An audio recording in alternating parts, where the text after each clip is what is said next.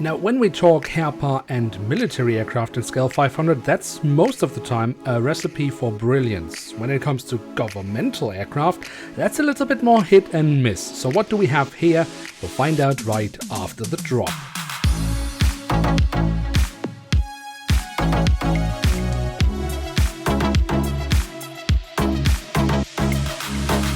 And with that, hello and welcome to a new episode of Review With Me. Today we'll take a closer look at a Boeing 777-300ER of the government of Japan, or more precisely of the Japan Air Self-Defense Force. At the front of the box we have a cutout so we can get a glimpse of the aircraft model inside, and on top of that we have the Japanese flag.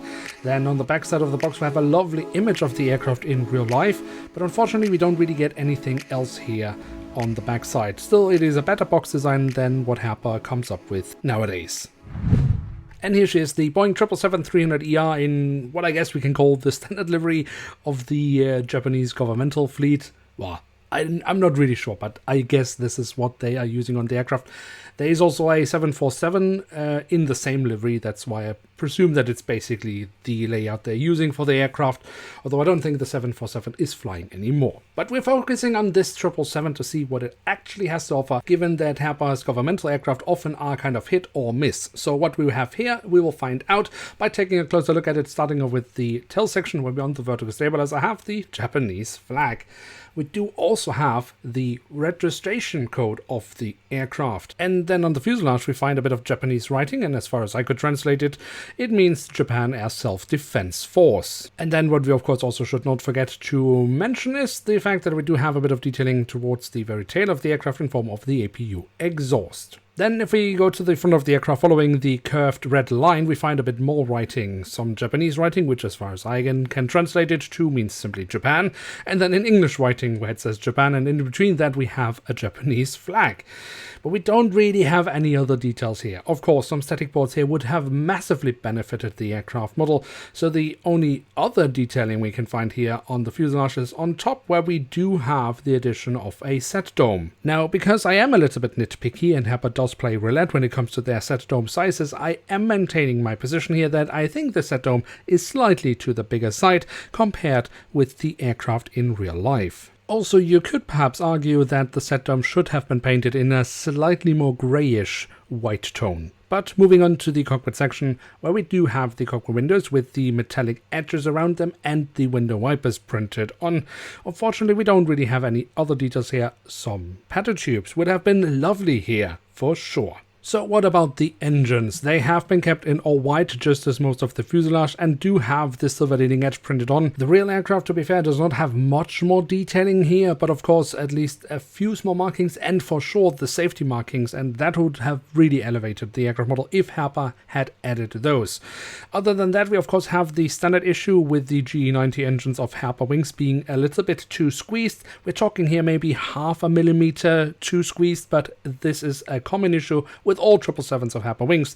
But despite that, I still think that the engines actually do look pretty nice when it comes to the physical detailing, especially here from the front. Very, very nice. You can see the engine fan blades. And on the fuselage, just above the wings, we have the emergency exit printed on, and that leads us straight to the wings, which we should for sure also take a closer look at. Starting off with the top side, where we have the different flap slats and spoilers carved out very nicely.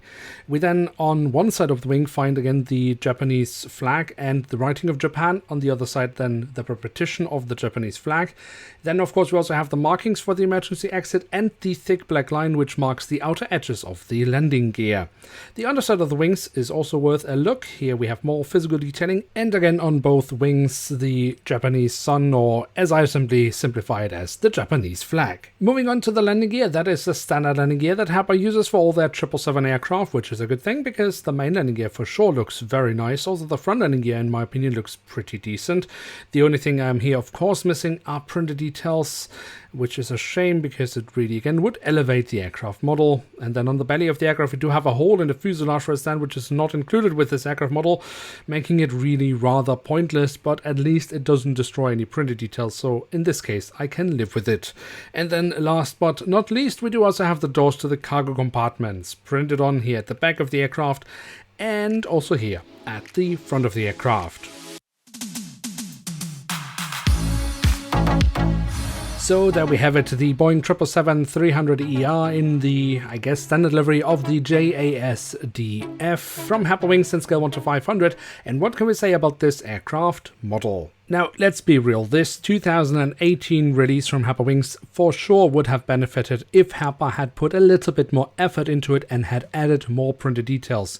For a governmental aircraft, this is really rather bare-boned. Of course, it in the end comes down to the fact that Herpa does have a really nice mold for the 777, and that I actually quite like this livery for a governmental aircraft. I mean, it's not exuberant, but it does have something that I can't really put my finger on, but I kind of like it.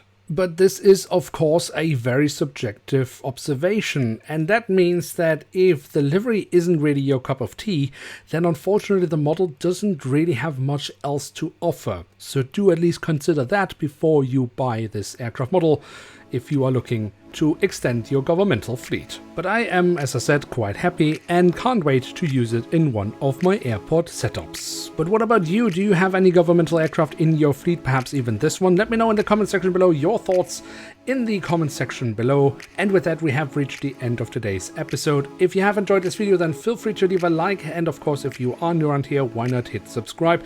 With that, thanks so much for watching. Hope to see you soon again. I'm checking out, and bye.